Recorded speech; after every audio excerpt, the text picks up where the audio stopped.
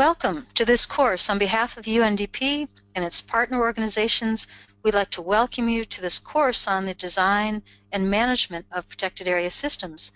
My name is Jameson Irvin. I'm with UNDP. On me on this call as co-facilitators are Christina Supples and Diego Ochoa, and we have 7 other facilitators in French and Spanish who are supporting this course room.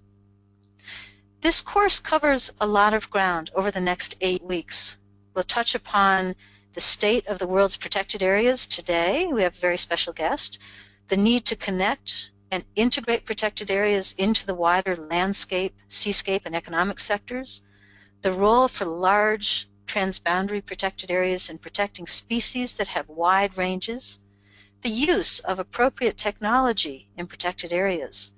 The importance of securing sustainable finance, the role of protected areas in climate mitigation and adaptation, the many different kinds of protected area governance and the different forms of participation, and the need for protected area monitoring. Last year, the world adopted a set of 17 global goals to achieve sustainable development by 2030. And this is the first time that the goals of biodiversity conservation, climate action, and sustainable development are all fully aligned. But what does this have to do with protected areas? This is goals 14, which is life below water, and 15, life on land, do focus on the conservation, restoration, sustainable use, and equitable benefit sharing of biodiversity and ecosystems. Protected areas generally fall under goals 14 and 15. However, as I'll show you in this short presentation, protected areas help achieve many other goals, especially goals 1 on poverty, goals 2 on hunger, 3 on good health and well-being, 6 on clean water and sanitation, 8 on decent work and economic growth, 13 on climate action, and 16 on peace, justice, and strong institutions. Protected areas, in fact, protected areas are one of the most effective and efficient ways to deliver on the pressing developmental challenges that we have for the 21st century. They help us ensure that we have adequate food to feed 7.3 billion people on the planet. They help us ensure that we safeguard the ecosystems that provide fresh water. They help us foster national peace, prosperity, and security. They help ensure that the world's poorest people who depend on biodiversity and ecosystem services have secure access to the resources they need to maintain their jobs and their livelihoods. And they buffer us from the worst impacts of climate change and natural disasters.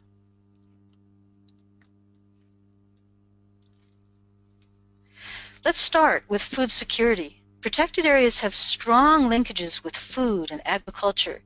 They ensure the conservation of genetic diversity of crop wild relatives, an increasingly important tool to help us adapt our crops to the impacts of climate change, including drought and flood and severe heat. They provide a food safety net for rural people in times of famine and civil unrest, and they sustain fisheries that meet the protein needs for more than 1 billion people around the world. Protected areas also have strong linkages with water security. They protect headwaters, watersheds, and water towers that provide drinking water to cities around the world. 1/3 of the largest cities depend upon forest protected areas for their municipal drinking water. Protected areas provide water filtration systems that help avoid the costs of billions of dollars of water treatment facilities around the world. In my own backyard in the Catskill Mountains in New York, for example, protected areas have saved taxpayers over $10 billion since 1997. Protected areas are also critical for ensuring that farmers have adequate supplies of water, an increasingly difficult challenge in the face of climate change. For example, in addition to linking protected areas with food security, the government of Colombia includes forest protected areas as part of their municipal plans for water security, and Mongolia and Zimbabwe plan to develop integrated water resources plans that include protected areas for water security into the future.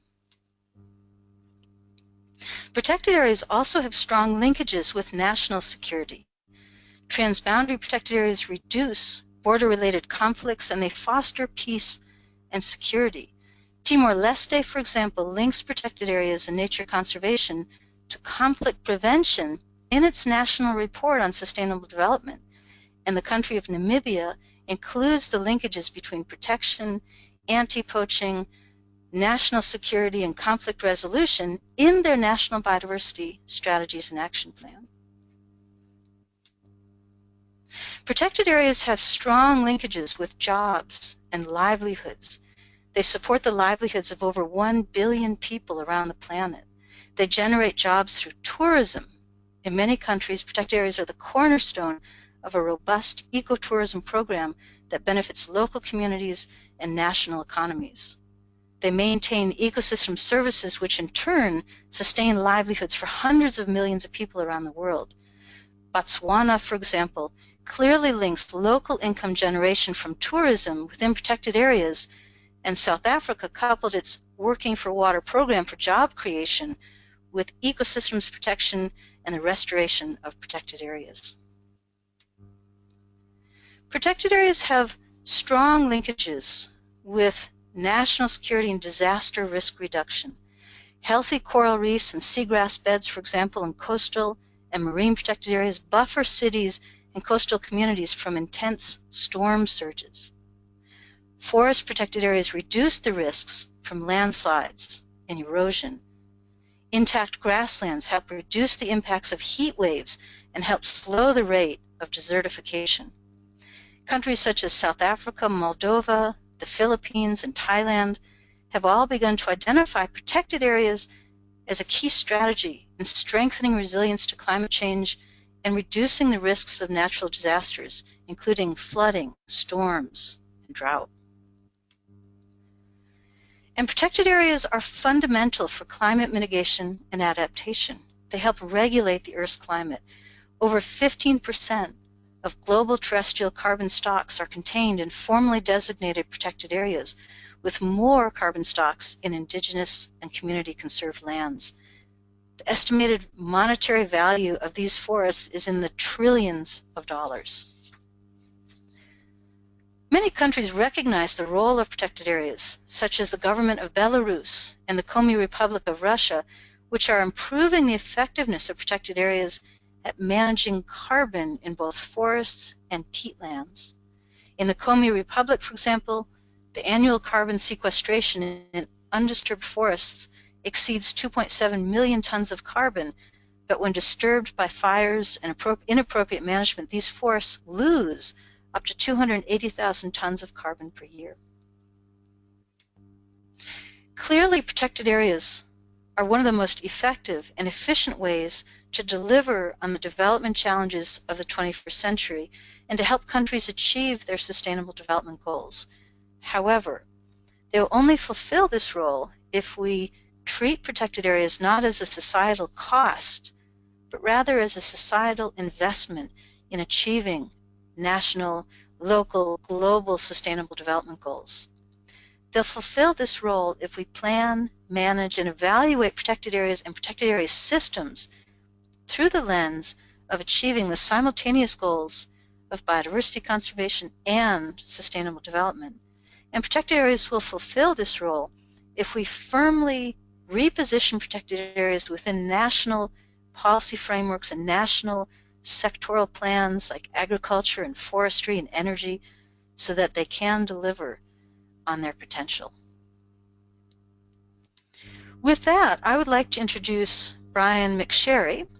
Brian is a senior program officer within the Protected Area Program of UNEP WCMC, the World Conservation Monitoring Center, where he manages the World Database on Protected Areas and the Protected Area Planet website, and is also helping achieve monitoring of the Aichi Biodiversity Target 11 of the Convention on Biological Diversity.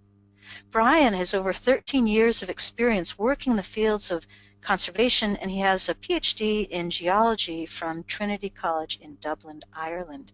And with that, I turn it over to Diego, and I'm hoping that you can help load up Brian's presentation. In the meantime, if there are any brief questions, I'd be very happy to entertain those. And Chrissy, if I could ask your help in moderating the questions.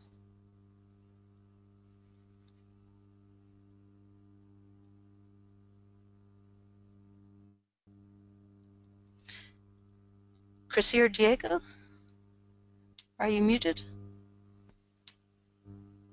I'm sorry, I am on mute. I am just opening microphones, Brian microphones. Brian, can you hear us? Yes, I can hear you. Can you hear me? Yes, I can hear you. Give me 2 seconds to give you control on your screen. Jackson had a question about the audio, and he said his audio system is very bad. There isn't anything that I can suggest except a stronger internet connection to hear us better. There's also an American phone number provided with your passcode in the email you received from GoToWebinar. And if you have Skype minutes, you could call in via that, could provide something more secure. This session is being recorded, and we'll send it to everyone afterwards. So if the connection's so poor for you that you cannot hear, you can always log in on another time and listen to the recorded session. Thank you. So with that, let's turn it over to Brian. Welcome, Brian, and I turn it over to you.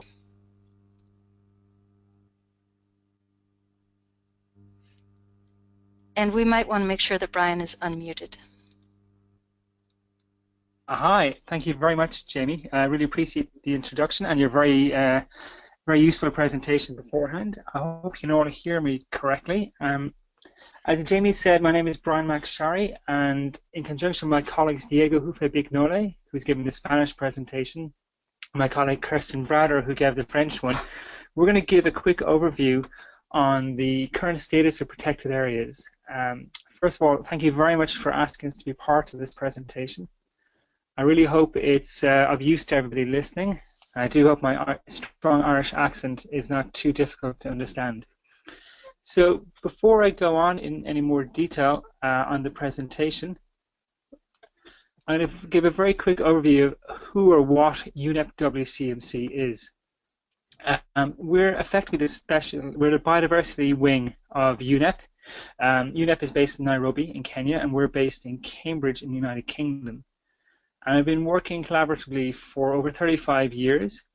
And what we try to do is we try to make decision makers, give them access to most available information so they can make informed decisions. And as we say, we try to unlock the power of data by doing this.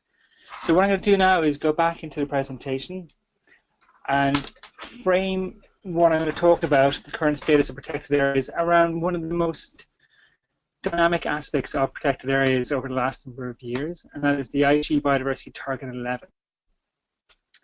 So in 2010, the over 190 countries got together now in Aichi in Japan and set together a plan for the next 10 years to try and improve the quality and state of biodiversity globally. One of those targets, Target 11, was very much focused on protected areas, but protected areas themselves cross-cut a number of the different targets, all 20 of them, and especially say targets 5 and targets 12 have a very strong protected area component. But with regard to the current status of protected areas, Target 11 is really the one that we're all aiming for, and we're kind of using it as a benchmark to assess where we are and where we're going to go to. So in order to understand where we are and where we come from, we obviously need to have some data sets to do this analysis from. So I'm going to introduce one of the main data sets that we use for this, and this is one that I managed, as Jamie mentioned, is the World Database on Protected Areas. So anytime you do any analysis, you need to understand about the data sets that are going to be used. You need to understand how they're being collected and what the data sets can tell you. So currently, the World Database on Protected Areas has over just under 230,000 records. That covers 245 countries and territories across the planet, and it covers protected areas in the marine realm as well as the terrestrial realm. The database itself is a partnership between IUCN and UNEP, United Nations Environmental Programme. And more importantly, it's a partnership between all those 245 countries and territories and IUCN and UNEP and UNEP WCMC. And it is only by working with each other that we can ensure that this data set is updated as quickly as possible. For those of you who are very familiar with GIS, you might be interested to know that about 92% of the data are discrete polygons or boundaries that you can see in a map.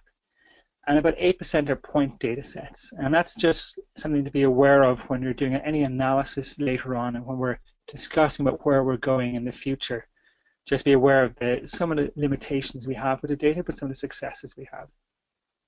I invite you to go and explore this data set on our protectedplanet.net webpage.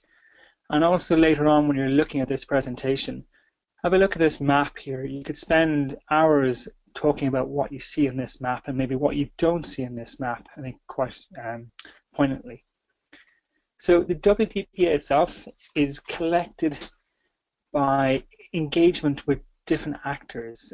We focus primarily on countries and territories and their national data providers, but we also work with NGOs, private organizations who might have privately protected areas, and work with regional secretariats and international secretariats. So for example, World Heritage Sites, which are a very popular, very powerful protected area, we get all the information for them via the World Heritage Secretariat. We also work with regional partners such as the European Environment Agency, covering 38 countries in Europe, to collect information for European countries, and also what is referred to as the Natura 2000 network, which is a regional designation in the European Union of over 28,000 records. We try to work with all the different stakeholders so that in our database we have the most representative data set that we possibly can. However, as I said earlier on, when you're doing analysis, you need to be aware of how you've collected your data, but also aware of some of maybe the limitations with this data set or some of the biases. So some of the challenges we have are that often we have a difficulty maybe in communicating with the correct person in the country to collect the data set. Some countries have a limited capacity to either send us information or maybe to even have this information at their own national level. There are several countries have several state ministries or departments in charge of protected areas, and the communication between the different organizations within the country may not be as complete as it ought to be. But with all of these challenges, there always comes opportunities. We always try to sit down with the countries and work out how we can improve what's happening so we can make it more representative of what's happening within a country. So now to go back into the title of the presentation about the current status of protected areas, I'm going to frame it around Target 11. And if I go back one or two slides, you can see Target 11 has got a lot of nuances in there. It's, several lines long. And when you read it in detail, there's a lot of information in there. And I'm going to take apart aspects of this and discuss them. So the first aspect is the very first headline sentence of this target. At least 17% of terrestrial and inland water areas need to be protected, and about 10% of coastal and marine. So this figure you'll see here, and I should say that these figures, a lot of them are based on the Protected Planet report from 2014, which in addition to our UN list of 2014 gives a lot of background about protected areas globally. And we're also working on the Protected Planet Report 2016, which is going to give updated information on this. But what I would invite you to take home from this graph in front of you is that on land, we have approximately 15% of the surface is covered by protected areas. And you can see that line has been growing steadily over the last 10, 20, 30 years, going from 1990, about 9%, up to 15% at the moment. And if you look back in the map that I showed a few slides ago, you can see the protected areas are often, they're quite dense in some areas. So Europe, for example, has 60% of sites, but it's about 12% of the area. Oceania has a lot smaller percentage of number of sites, but 25% of the area of sites. But this area, on land, it's growing, but it's probably plateauing ever so slightly at the moment. In the marine environment, as you can see with the blue line at the towards the bottom of the screen, The growth until about the early 2000s, the growth was very minuscule. You were averaging about 1.5% until about 2005. Since then, that percentage has jumped up to 8.4% in 2014. And in 2016, that figure is going to be getting close to or beyond 10%. And as you can see, it's very much like a staircase. It's been jumping up every few years, and that's due to the designation of very large marine protected areas in the southern oceans. If you look at a map on Protected Planet of Australia or New Caledonia in the southern Pacific, you see these very large protected areas which are very new. In the marine world as well, we have something called areas beyond national jurisdiction, which are those pieces of the sea that they're in the middle of the Pacific, the middle of the Atlantic. This is part of a global resource, and the global community is now working on a project to try and protect the environment in these areas. So on land, we have about 15%. In the entire oceans, it's a lot smaller. It's about 3 to 4%. But in the areas that are what's called the economic exclusive zone, that is the areas of water that countries have a responsibility of, it's getting up to 10%. Another important aspect to look at is the types of protected areas that make up this figure. So on this slide, I'm just showing an example on the left-hand side from Namibia. If you just look at the protected areas that are purely from government agencies, you get one picture. However, if you work with the different actors in a country, and in this case I was working with the community groups in Namibia, you see what we see on the right-hand side. You suddenly see a network of sites that become a lot more connected. They cover a larger percentage. In this case, it's nearly double the protected area network of Namibia. So by working with the different actors, you slowly start building up the area and the geography of protected areas.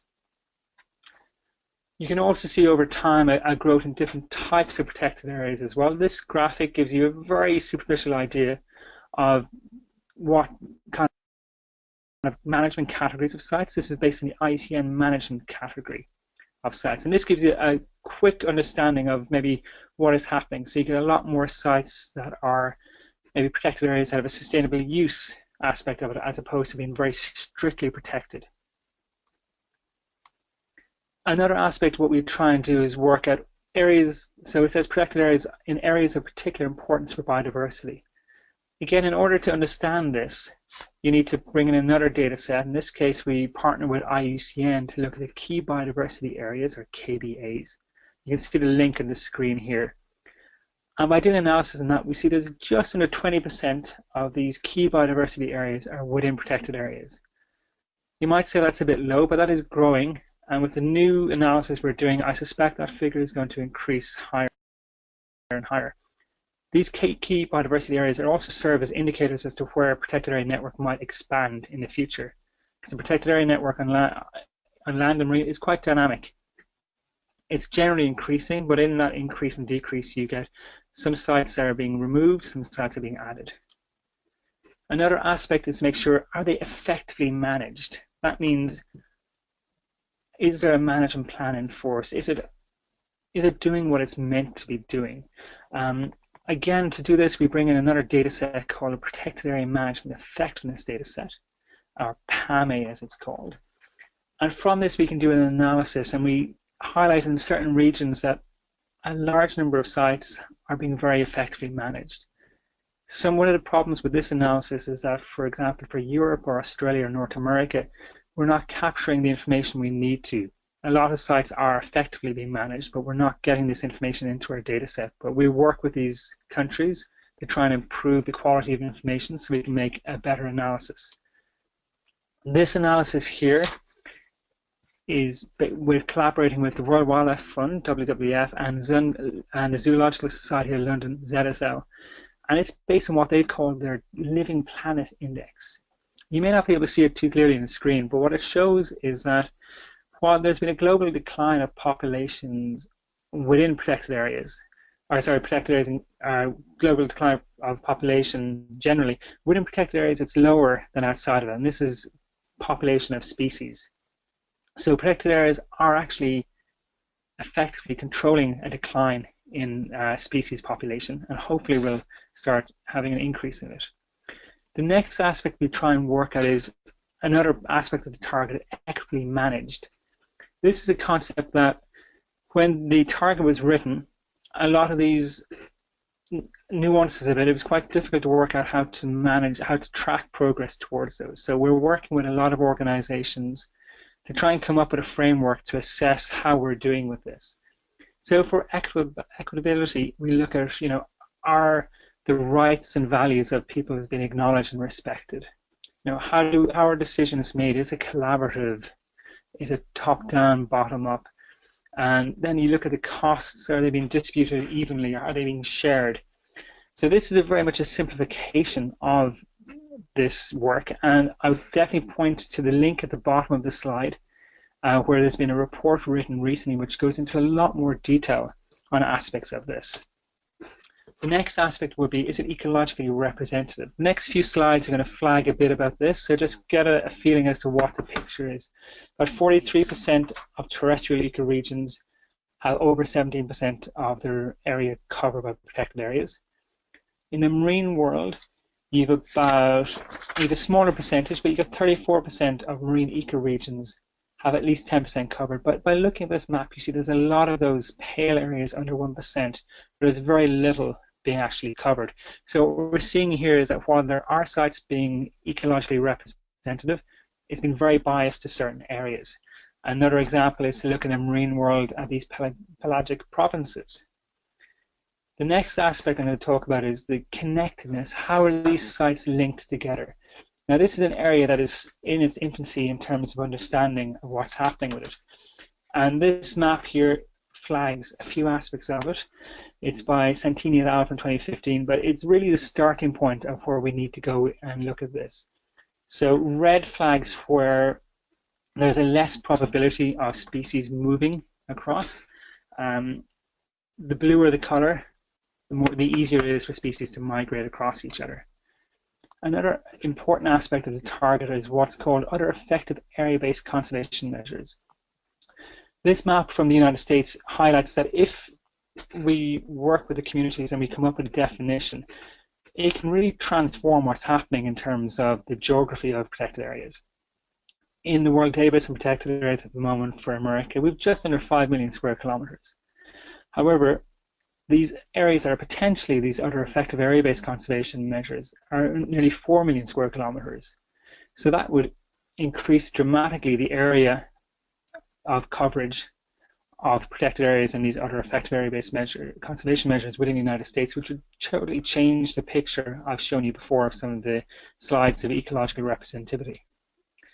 So very much what are the gaps in our information at the moment? We don't have a lot of information on inland waters.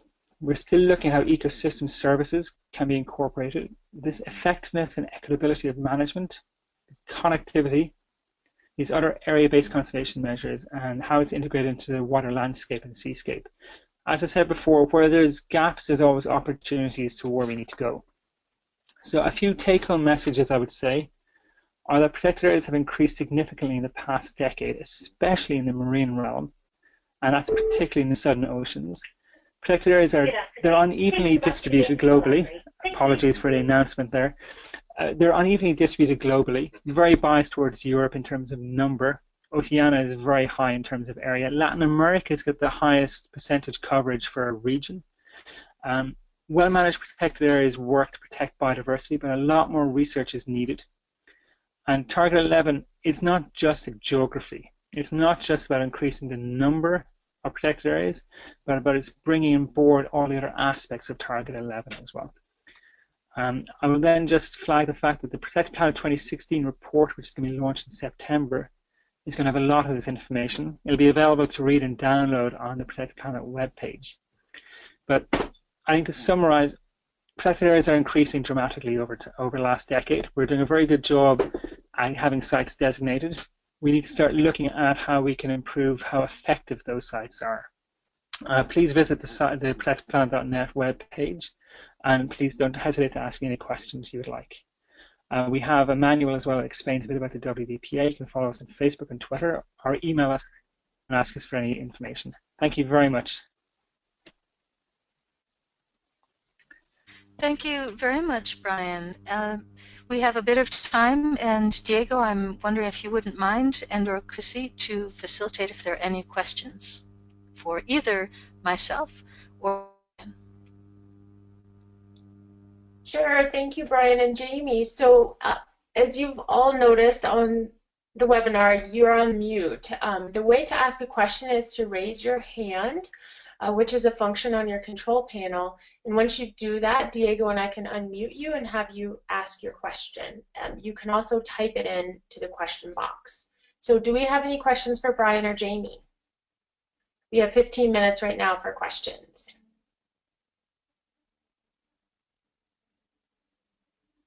I'm not seeing a single hand raised or question typed in box. I see a million there's two. hands Okay, raised. got a couple. Is it Felisa? Let me unmute you. Hi, could you ask your question, please? Melissa?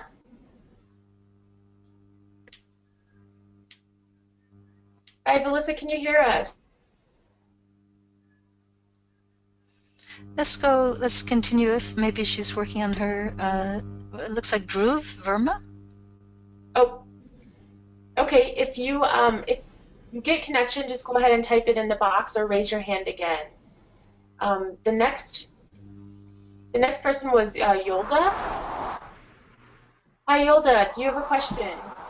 Yes, I have a question for the first speaker, of which the protected area is very important in biodiversity conservation. How can the convention or the Aichi targets address the issues of protected areas across the world? Because good for those who are developed countries, but for the developing countries or the rather poor countries, how can we address, since the economy is failing and then it is not part of the priority programs of the government? And I think it is much better if those countries could have to work together to help these countries protect and as well as have their financial sustainability and then finance some of the programs and activities of the protected areas. Yilda, that's an excellent question, and it's really central to the reason that we're running this course. UNDP, United Nations Development Program, is investing in protected areas. We're not a biodiversity outfit, we're a development outfit. We believe that protected areas can be an engine for achieving the Sustainable Development Goals and for achieving poverty alleviation, and to help be an engine for advancing on key issues that countries want. Let me give you an example. The island of Comoros, an island nation, really was facing water shortage, facing food shortage, and the government decided that they would invest in protected areas for food security, through fisheries protection, through tourism, and they're switching around the view that protected areas are not a cost. It's not something that you spend because you want to conserve biological diversity. It's something that you invest in because, yes, you want to conserve biological diversity, but you also want to achieve societal goals. And until that flip happens in a country, where any country, whether it's the United States, where I'm from, or it's Belize, or it's any country, then protected areas will be viewed as just one more cost. But when they're viewed as an asset that can contribute to development, and therefore we need to safeguard them, then I think the question becomes, how can we invest in, design them, manage them, assess them for the multiple benefits that they deliver on? You raise a couple of issues in your points about how to do this, and I think one of the things that we're seeing is incorporating protected areas into national economic development plans, into national tourism plans, into what are called INDCs, or climate action plans for countries, into sectors. So, for example, if a country, let's take a city of Cape Town, something like 100% of its water comes from the unique floral ecosystem in its mountain ecosystem, and therefore it's in their interest to protect Table Mountain. So I think that the answer lies with governments, communities, investment agencies, and others, private sector, thinking about protected areas in a new way. Chrissy, back to you. Yeah, it's okay. Yeah, and because here in the Philippines, the private, the civic organizations, and the government are working towards those goals. And I think the only thing that it lacks is the awareness and then the participation of the locals to those projects or programs that the government is doing, because they tend to instead of prioritize their needs instead of the environment. Okay, great. Thank you, Yilda. Let me put you back on mute, and I'm going to move up the list. Next is is it Ankimtas? I'm going to unmute you now. Hi, is it me on the line now? Yes, you're on the line. I've written my questions. Do you mind reading them that side? And unmute me again. Could you read out the question? And that way everyone will hear, for those who don't know how to activate their question box. I could read it. Is there a clear understanding, verification of protected areas that are reported?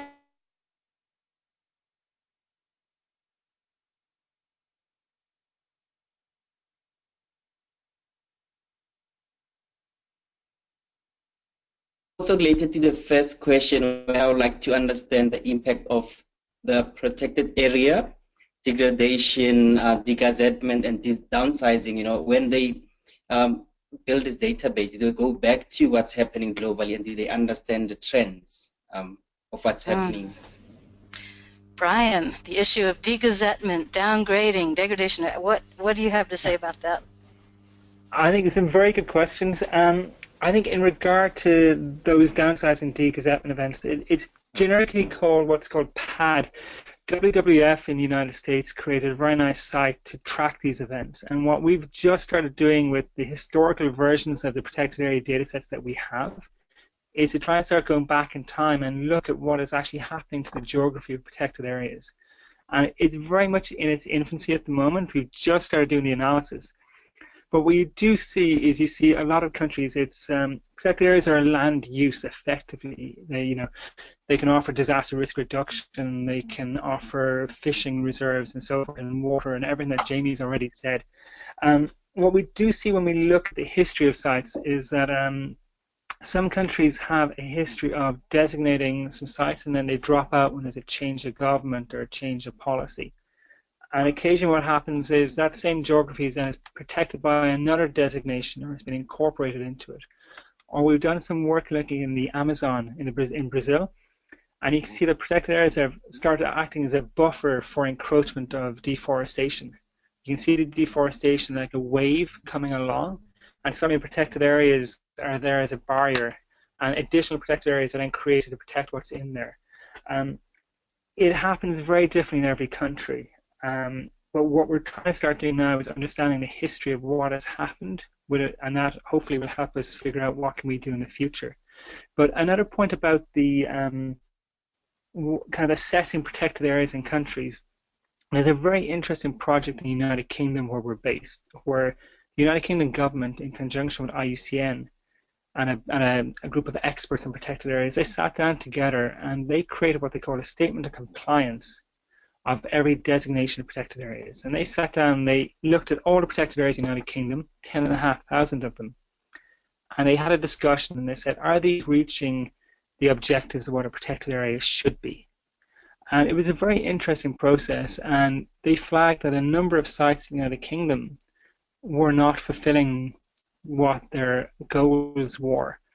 And the United Kingdom government said, okay, we've learned from this, and they modified the law to ensure that those protected areas were actually reaching, their targets and going to do work in that regard. But it can be quite challenging in different countries in the world. Some governments they want to try and reduce protected areas. Other governments really see the fact that protected areas are a very effective land use for all the reasons that Jamie mentioned. And what we try to do is we try to look at the biodiversity aspect, and we try and bring the lessons learned from different countries and different regions together and highlight them and make a showcase of them and show that while protected areas, they're protecting biodiversity, which is very important for us globally, but they're also acting as mitigation against climate change, mitigation against disaster risk, and they're mitigating water loss and so forth. They're very important land use, and we need to have a global overview of what we're doing. So I hope that's helped answer some of the questions. And if I may, Anke Metze, I'd really encourage you to bring this discussion offline in the course room. It's a very important question, and to phrase it as, what is going on in South Africa and what will it take to safeguard protected areas and avoid downgrading, degazettement, etc.? It's a wonderful question. Thank you, Jamie. Okay, I'm going to move us along because we only have a few more minutes left for today. There's another question typed in from Stefan. Do you think that PME could be implemented for Natura 2000? Do you think that the EC could request this from the member states? I was under the impression, maybe Brian, you can supplement, I was under the impression that Natura 2000 had implemented various types of management effectiveness protected areas, including either the RAPAM, Rapid Assessment of Protected Areas, Rapid Assessment of Protected Areas and Prioritization, or the MET tracking tool. But Brian, you might have better data on that. Thank you. Very good question, and Jamie, thank you very much for the overview. So just a bit of history for those who may not be aware of the Natura 2000 network. It's 28,000 sites in Europe, which the 28 countries in Europe designate under what's called nature directives. And it lists out about 2,000 species and about 280 habitat types, which are either endemic for Europe or iconic or threatened. And the aim is to create a network of sites across biogeographical regions and across country boundaries to protect those species and habitat types. I spent 6.5 years working on them, so I'm a big fan of them. It's pretty unique in the world in having a multinational protected area network. But in terms of PAME management effectiveness, at the European level, there's a lot going on, but it doesn't fit a lot of the tick boxes that we have in our database. So Jamie's 100% correct. There's a lot of analysis has been undertaken on these sites, but it maybe hasn't been as coordinated as we might have liked. Every Natura 2000 site has to have what's called a standard data form filled out, which lists the conservation objectives of that site. Those sites are then periodically reviewed at a biogeographical level where they're deemed, are they sufficient for their conservation objectives? So we've actually just started work on a concept with the European Commission to try and liberate some funding to actually look at all the different data sets that are out there related to Natura 2000 and see if we can bring it into the Protected Area Management Effectiveness, or PAME umbrella, and start answering those questions that you raised. So I think the short answer is there's probably a lot being done, but it's been done outside of the world of PAME, and we're trying to bring that in so we're more representative of what's actually happening. Great, thank you both. There is a technical question. Is it too late for people to enroll in the webinars in the online course? It is not too late at all. If you have any questions about enrollment, you can contact me. You all have my emails because it's the reply on the registration information. Okay, If I could, go ahead, Jamie. Oh, I was going to say that I see there are a number of questions. We don't have time. We are running this in French, English, and Spanish. However, I would like to extend a personal and an institutional and a partnership welcome to everyone, and to take your questions, take them offline into the course room, because we expect to reach about 1,000 enrollment, and we very much look forward to having an active dialogue, to taking your questions, helping unroll them, helping find solutions, sharing your ideas. And again, welcome to this course room. We are thrilled to have you here. Thank you, Jamie. Okay, we have time for one question, maybe two, and then for all the questions that have been typed in, what we can do is we can copy them down and try to get some responses out to you, or as Jamie said, you could put them on the course room to start a discussion. Okay, Hugo, unmuting you. Hugo, what is your question? Hello, good afternoon, everyone. My question is very technical about the ICCAs. So, can you give a better insight about it? So, what are the criteria to consider those ICCAs and to include it in the overall view? Hi, Hugo. Thank you very much for your question. So the ICCAs, Indigenous Community Conserved Areas, one of our starting points, in fact, our number one starting point for sites entering into it, is that the local community has to give free, prior, informed consent, we call it FPIC process, to a site getting into our system. So we have two data sets related to ICCAs. One is a WDPA, what I've shown you, and any sites that are community or ICCA sites that have entered into the WDPA have had this free, prior, informed consent process, or that has been obtained on behalf of the government, and they've agreed that those boundaries, that geography, can be in our system. In other cases, the local communities have said that they want us to know that there are sites, but they don't want to give away the geography of those for one reason or another. So we have another sister website called ICCA Registry site, and if you go to the Protected Planet webpage, there should be a link coming on very soon from it, or if you email me with the address there, I can send it on to you. And that registry website has got about 280 case studies on different aspects of it, and we're working on a manual as well to explain how sites can enter the registry and then how they can enter the WDPA if they want to. We work a lot with the ICCA Consortium, which I'm not too sure you've heard of, and that's an umbrella organization of a lot of Indigenous community groups, and we work very strongly with them to make sure that we're representing what is happening in that community, but we also respect any sensitivities around that as well.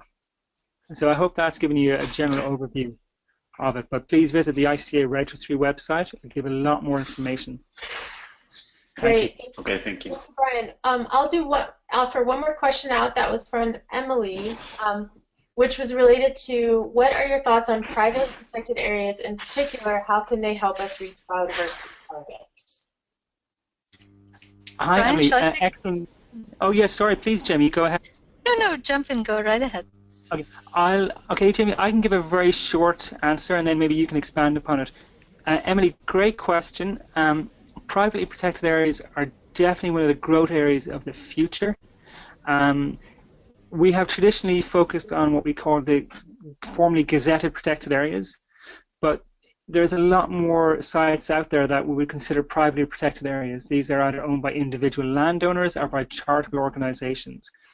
And they definitely contribute a lot in terms of area and effectiveness and representativity to the network of sites. In the United Kingdom, where we've done some work, we see that they fill gaps between gazetted protected areas. So they've been intentionally put in there. It's an area where we don't have a lot of information at the moment, but we're really working towards getting it. And I would say in the future, next 5-10 years, there might be more privately protected areas than formerly gazetted protected areas. Jamie, you might want to add a bit more background into it. Thank you very much. Maybe a different angle to bring back to Yolda's question in the beginning of the question session is the issue of resource mobilization or finding resources to pay for protected areas. We will never achieve our goals of the Sustainable Development Goals or Target 11 if we depend 100% on governments. But if we can tap private sector funding, if we can tap private protected areas, I think we can fill the financial gap. So it's a critically important way not just to fill the connectivity and representativeness gaps that Brian mentioned, but also some of the finance gaps. Great, thank you, Jamie. Well, that brings us to the end of today's webinar. Jamie, did you have closing remarks? No, Chrissy, why don't you go ahead? Okay, thank you everyone for joining us. You will receive an email within the next 48 hours with a link to the recording, and we really appreciate the discussion. As Jamie mentioned, we hope that you can bring your questions over to the course room. we can generate some conversation, and we look forward to learning with you this summer or winter over the next, where we live, over the next 8 weeks. And any questions, feel free to contact us, and we'll meet again at this time next week. Thank you.